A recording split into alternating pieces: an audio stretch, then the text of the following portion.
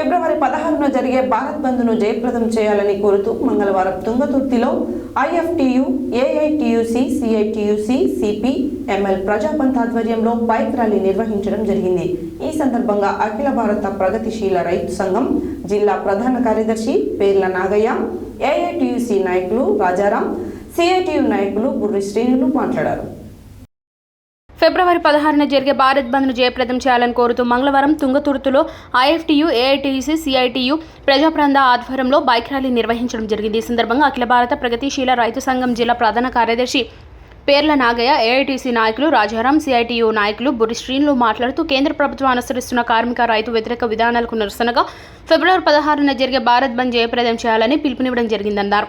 రైతులు తాము పండించిన పంటలకు గిట్టుబాటు ధర ఇవ్వాలని ఢిల్లీలో ధర్నా చేస్తుంటే వారిపై టియర్ గ్యాస్ ప్రయోగించడం దుర్మార్గ చర్యగా అభివర్ణించారు. రైతు పంటలకు గిట్టుబాటు ధర, సమాన పనికి సమాన వేతనం, కార్మికులకు కనీస వేతనం 26,000 రూపాయలు, పని భద్రత కల్పించాలని డిమాండ్ చేశారు.